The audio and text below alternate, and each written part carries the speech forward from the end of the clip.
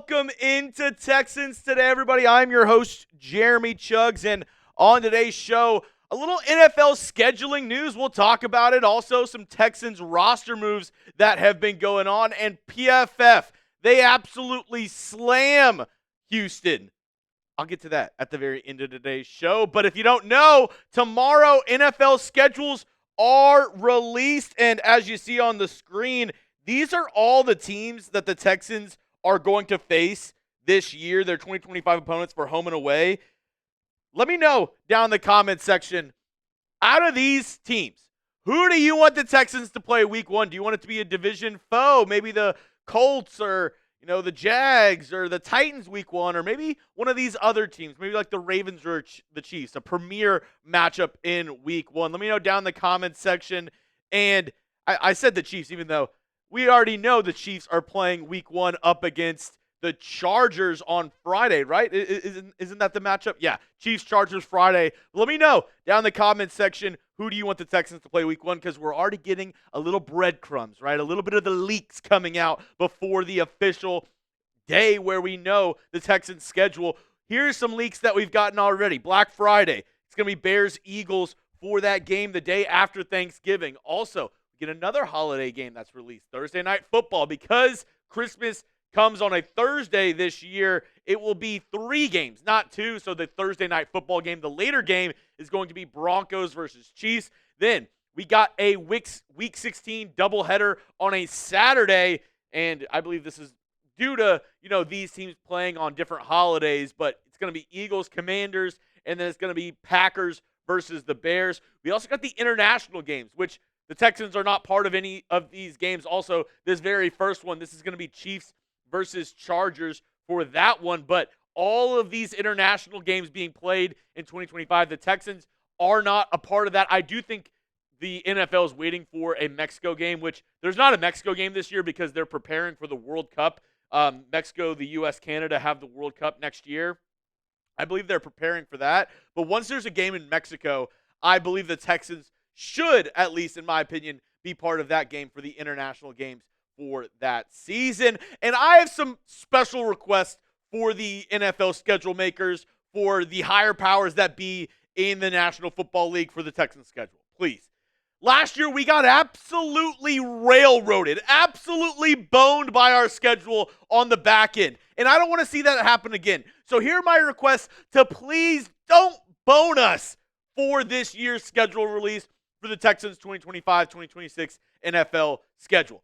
No late week bye. We had the latest bye in the NFL last year. I believe it was week 14. Absolutely horrendous. This team was worn out by that point. And yes, we got a little, break before a tough stretch of games. But it was a little bit too late, in my opinion, where a lot of these guys, a lot of injuries kind of racked up because of the fatigue, because these guys played 13 straight weeks of NFL football. Also, and this might be a lot to ask, can we get a Thursday night football game after a bye? Maybe a little, so we don't have to go on a short week. I'd like that as a Texans fan. Maybe Thursday night football coming off a bye. A man can only dream, right? I would love if they did that for the Houston Texans. And number 3, last year, the Texans played 3 games in, I believe it was 11 or 12 days, and they were the toughest games on the Texans' schedule, arguably, right? Two of those games against the Chiefs and the Ravens. Please don't do that to us again. Please don't stack these games unfairly against the Texans, where this year we're actually traveling to Baltimore. We're also going to Arrowhead once again. So it's going to be a rough schedule, even though the Texans' strength of schedule is right in the middle, actually. I believe they were tied for 16th for hardest strength of schedule going into this season. But I could see it where it's like, the Texans play on, Sunday midday against the Ravens, and then they play a Thursday night football up against the Chiefs or vice versa on a short week.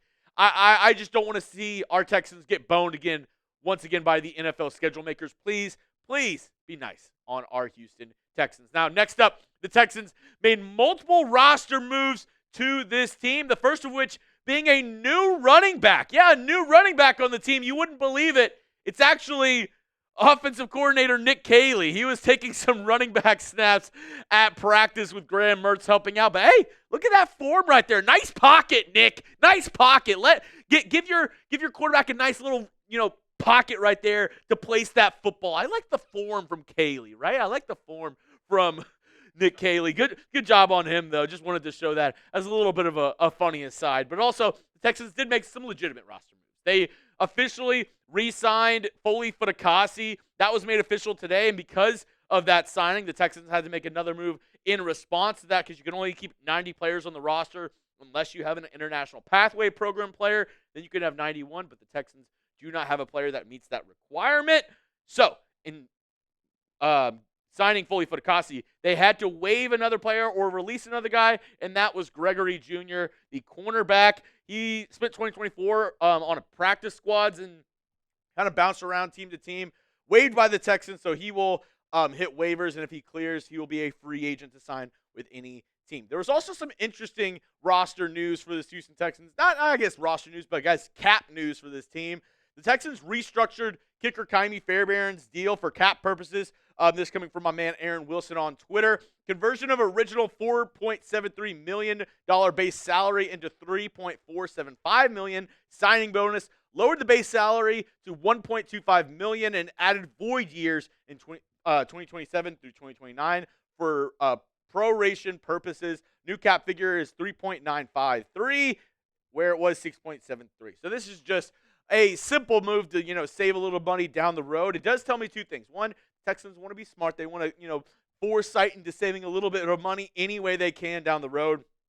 Two, they feel comfortable with Kaimi Fairbairn, right? They have, void years going through 2027 to 2029. So that's telling me that they feel somewhat comfortable with Kaimi being their kicker going into the future, which I really hope Kaimi, not that he had a bad year this past year, but I really hope he can get back into form and being one of the, top 2, top 3 kickers in the National Football League. Now, coming up, PFF absolutely goes to town on the Houston Texans offseason and really calls out the Texans front office. I'll tell you exactly what they had to say in just a moment. But if you need some new Texans gear, I got you covered. Our friends over at Fanatics have all the hats that you want. Maybe a draft hat, maybe hat with the secondary logo. Any of these hats, right? All available at chatsports.com/Texans hats. That'll send you straight to the Fanatics website, but it lets them know that we sent you over there. So if you could use that link right here, it's going to be in the comment section and description of today's video. One more time, it's chatsports.com/Texans hats. If you're trying to get a new lid for the summertime, hey, now's the perfect time. Go check out our friends over at Fanatics to get a hat. So let's get right into what PFF had to say on the Texans offseason. It's hard to look at this offseason as a success for the Texans. They already struggled on the offensive line last year, as Laremy Tunsil was their only offensive lineman who earned a PFF grade above 70.2, and they traded him away during a pivotal time in C.J. Stroud's rookie contract window.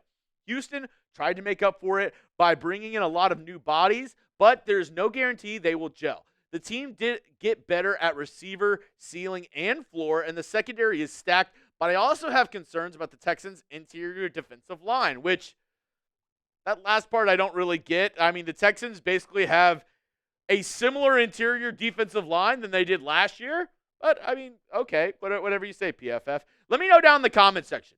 What do you think PFF graded the Texans offseason? Not what are you grading it? What do you think PFF graded this offseason? Because whatever you think it is, it might be a little worse because they were one of only 3 teams in this entire article by PFF to receive a D grade. It was the Texans, the Niners, and the Saints had the worst offseason grades according to PFF, and they did not like the moves at all, right? They kind of told you how they felt. Once again, I don't agree with the defensive interior. Like, that was maybe a little bit of a problem. The one issue I had was about nose tackle, but they re-signed Foley Fatakasi. They have Tim Settle basically bringing back the unit they had last year, and then you add back Sheldon Rankins, who could help you out a little bit. But, I mean, I don't get that. The one thing I do get, though, which all Texans fans do, is the offensive line. And the one kind of key sticking point to this offseason and what we'll remember 2-3 years down the road is, will they regret this move? Will they regret sending Laremy Tunsil away to the Washington Commanders? Will they get upset whenever they see, how this offensive line shapes in the next 2 to 3 years compared to how Laremy Tunsil's doing over there in Washington protecting Jaden Daniels? That is to be seen, but a lot relies on Cole Popovich and this coaching staff to coach up this very young Texans offensive line to see if they can replace what Laremy Tunsil did last year at left tackle, being the best offensive lineman on this team. They need a multitude of guys to step up on this offensive line unit. Can Cole Popovich and this coaching staff get the best out of these guys? That is the big question heading into this next season. That's all I have for you on today's show, folks. If you want to continue the conversation over on Twitter at Jeremy Chuggs, you can always hit me up. And if you made it to the end of the video, hit that subscribe button. I want to thank everybody. We just passed 30,000 subscribers. Big milestone here on the channel. So thank you to each and every one of you who's hit that sub button. And if you haven't yet, join the best Texans community here on YouTube, here at Texans Today. We bring you daily videos, the latest around your Houston Texans, live watch parties, what's not to love. All you got to do is go down and hit that subscribe button 100% for free.